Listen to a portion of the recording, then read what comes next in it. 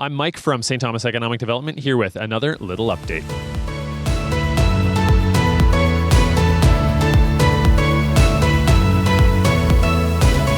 Okay, we're here today standing in front of the LNPS station, which is, of course, the tourism office for the City of St. Thomas, and I'm joined by Megan Pickersgill. Megan, what's your role with Railway City Tourism? So I'm the tourism manager, and so I basically operate Railway City Tourism with support from our student staff and our team here at the Economic Development Corporation.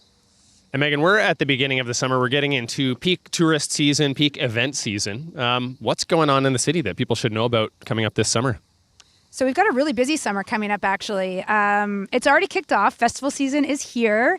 Last weekend on June 6th, we started with the Kettle Creek Food Truck Festival, and it's full steam ahead now. So then we head into July, and we've got Canada Day, of course. So we've got the city's annual celebration, and that's at One Password Park. It's a beautiful park. If anyone hasn't been there, it's fairly new. And there's lots of walking trails and pavilions for families to cool off in. There will be activities for kids, and of course, the fireworks usually kick off around 10 o'clock at night. So it's a great family way to celebrate Canada Day. It's also definitely the safest park to store your passwords in. Good one, Mike. So then we've got, moving on from Canada Day, coming up July 11th in the downtown right here in front of us is Nostalgia Nights. Now, if anyone's not familiar with that, it's probably one of the most popular car shows in Southwestern Ontario. I think they had over, 1,200 cars last year or so lining the street. But it's more than that. We've got a vintage market that's going to go up on Moore Street here. We've got train rides that are running. And, of course, there's vendors and all sorts of fun stuff happening there. And then we go into the next weekend. I told you, a busy summer. We've got Positively Elgin coming up, and that is a festival for people with their dogs. All dogs welcome. There's agility training for dogs and their humans. All sorts of fun, interactive things. So whether you have a dog or not, it's a great time to just come out, tour around Pinafore Park, and have a lot of fun.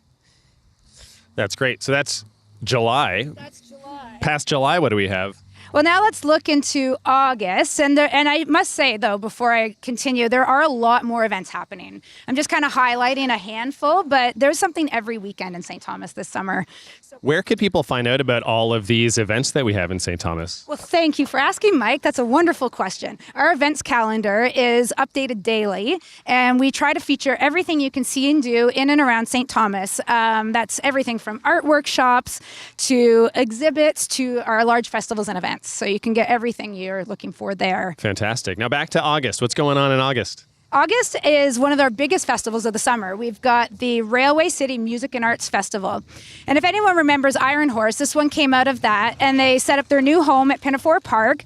Beautiful setting, and they really wanted to bring in that local art piece. So it's really a highlight on celebrating not just the big bands who come to play, but we've got a community stage for our local bands, and then there's even a smaller stage for up-and-comers. So there's lots of opportunity for different levels of musicians. There's also a local art show as well that will happen there, and tons of activities for kids and their families. So it's a 4-day celebration in Pinafore Park, August 13th to 16th. And stay tuned for more details as that comes out, and they're still in planning mode there. That's the biggest one in August, but let's go to the end of summer now, if you don't mind. Okay, into September. And counterintuitively, what's in September?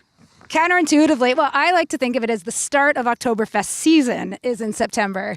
And that means, I should say, our downtown Oktoberfest is coming back this year, though, at a new location.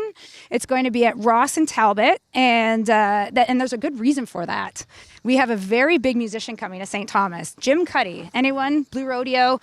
Should be a great show, free to attend. Oktoberfest trappings all around, too. We've got the keg tapping, and you'll see the Saxonia Hall dancers. And, of course, our local breweries will be there, and our cideries.